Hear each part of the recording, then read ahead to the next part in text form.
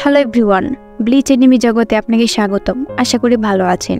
আজকে আমি ব্লিচের 18 নম্বর এপিসোডকে এক্সপ্লেন করতে চলেছি।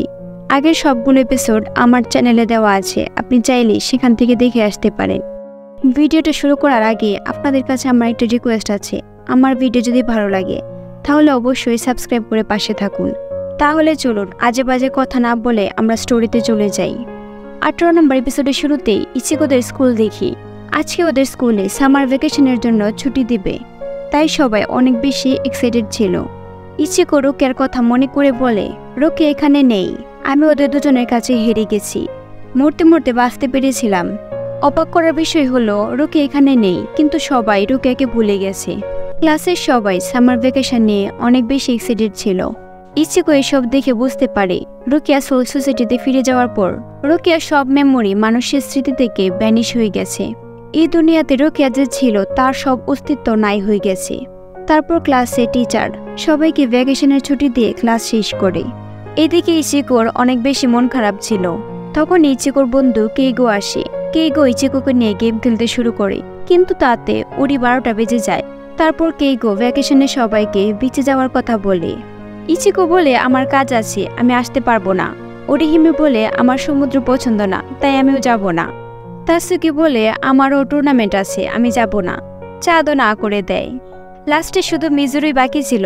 সেও বলে, আমি হাওয়াই যাব। মিজুরও তার জিএফ, তার সাথে তার জিএফ এর 9 জন বান্ধবীর সাথে হাওয়াই যাবে।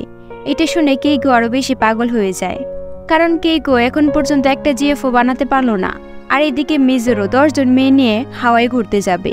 তারপর ইচিকো বাসায় যাচ্ছিল। ইচিকোর কাছে শান্তি লাগছিল না।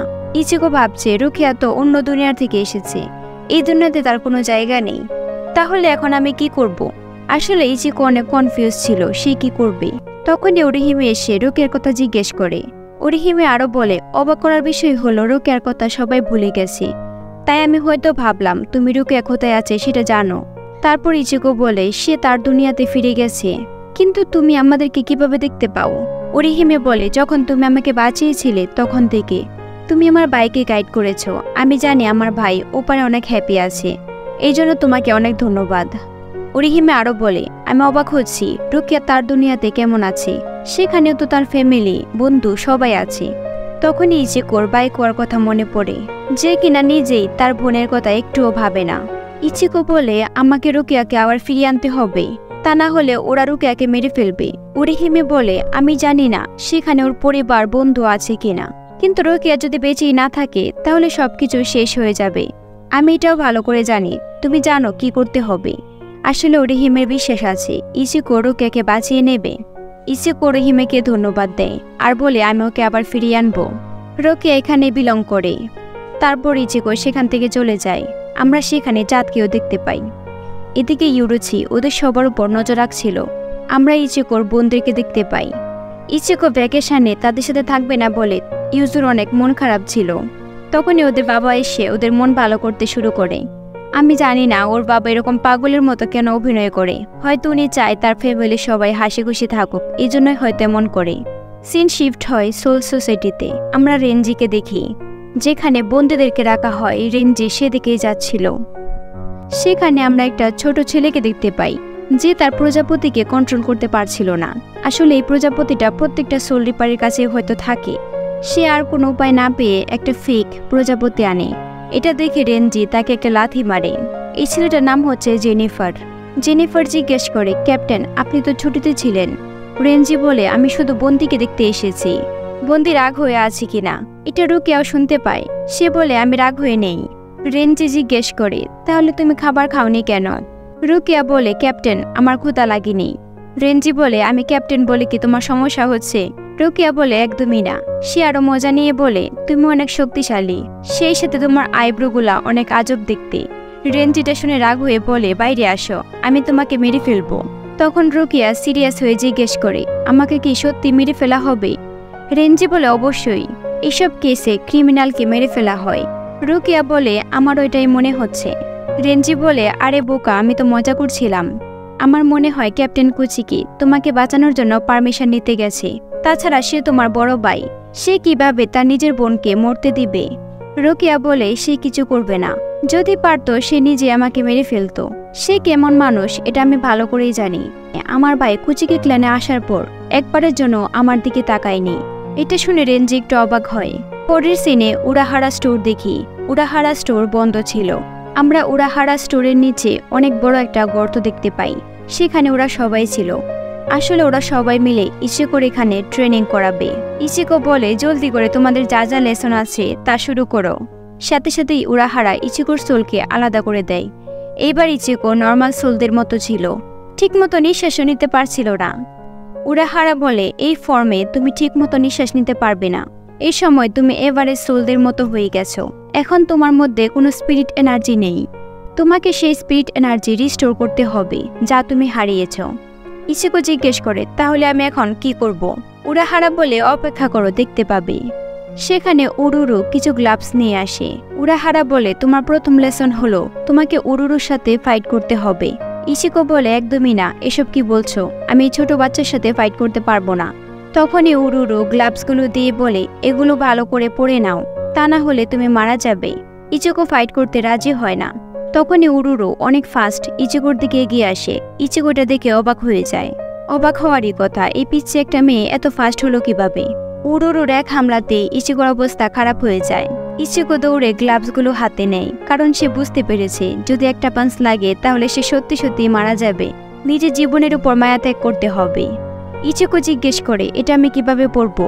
উড়াহারা জোকারের মতো বলে এটাকে মাথায় পড়তে হয়, সেই সাথে বলতে হবে পাওয়ার অফ জাস্টিস। কিন্তু ইচিকো পড়তে পারছিল না।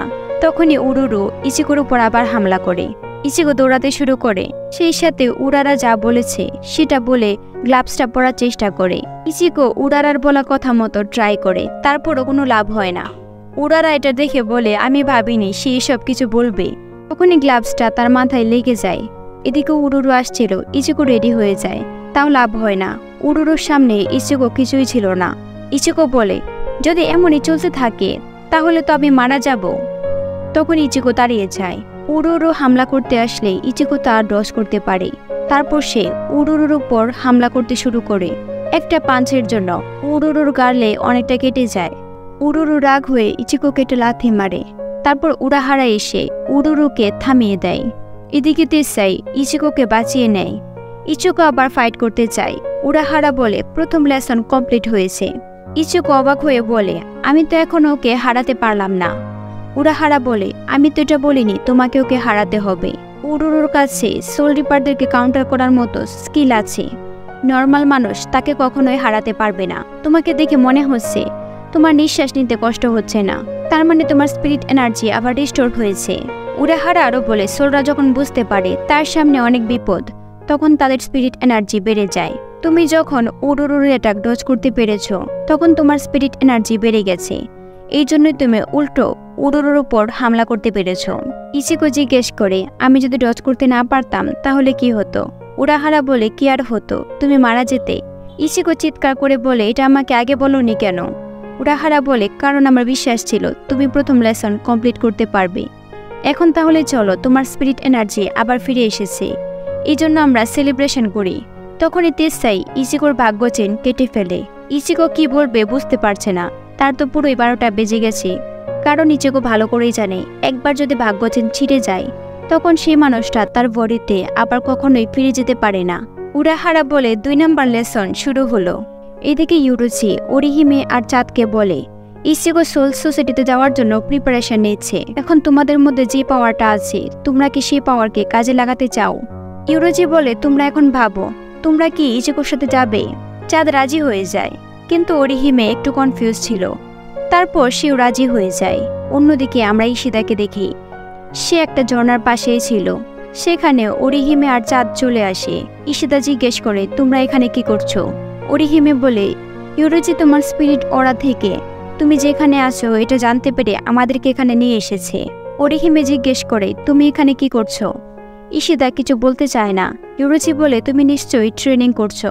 তারপর ইউরুচি নিজের পরিচয় দেয়। কথা বলা বিড়াল দেখে ইশিদা চিৎকার শুরু করে। ইশিদা অনেক বেশি ভয় পেয়ে যায়। ইউরুচি বলে মনে হচ্ছে কথা বলা বিড়াল তুমি প্রথম দেখলে। ইশিদা শক খেয়ে একদম মূর্তির মতো হয়ে যায়। ওরা সবাই ইশিদাকে বোঝানোর চেষ্টা করে, কিছুক্ষণের মধ্যে ঈশিতা নিজেকে সামলায়, তারপর জিজ্ঞেস করে, তোমরা আমার থেকে কি চাও?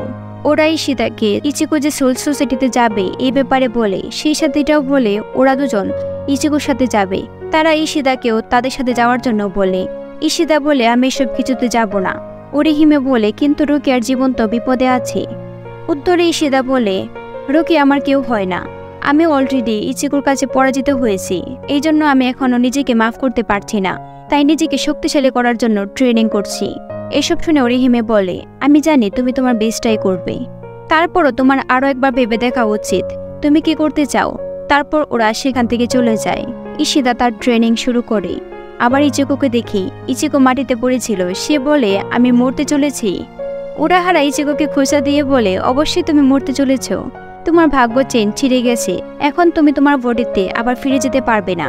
এখন তোমাকে আরও একটা কথা বলতে চাই, এই চেনটা আস্তে আস্তে ক্ষয় হয়ে তোমার বুক পর্যন্ত চলে যাবে, তারপর তোমার বুকে একটা হোল হবে আর তুমি হলো হয়ে যাবে। এখানেই সবকিছু শেষ।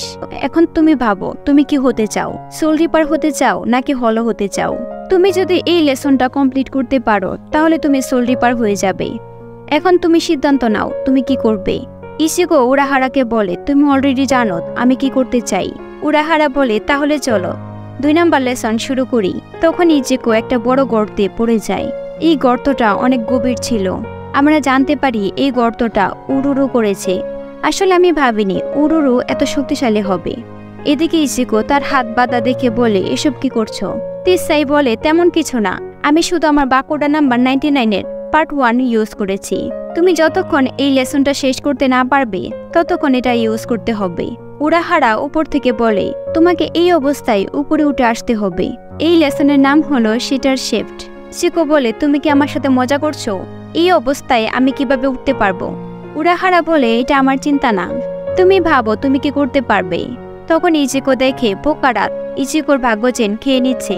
এটা দেখে ইচিকো চিৎকার শুরু করে। উরাহারা বলে, এই লেসনটা কমপ্লিট করার জন্য তোমার কাছে 72 ঘন্টা সময় আছে। এই সময়ের মধ্যে তোমাকে সোল রিপার হতে হবে, তা না হলে তুমি মারা যাবে। 18 নম্বর এপিসোড এখানেই শেষ হয়। এখন কি হবে? ইচিকো কি বাঁচতে পারবে? জানতে হলে অবশ্যই পরের এপিসোড পর্যন্ত আপনাকে অপেক্ষা করতে হবে। পরের এপিসোড খুব জলদি আসবে, সে পর্যন্ত পাশে থাকুন। ভিডিওটা ভালো লাগলে একটা লাইক করুন, কমেন্ট করে জানাবেন কেমন হয়েছে। পরের এপিসোড দেখার জন্য অবশ্যই সাবস্ক্রাইব করে পাশে থাকুন। দেখা হবে পরের ভিডিওতে, সে পর্যন্ত ভালো থাকুন।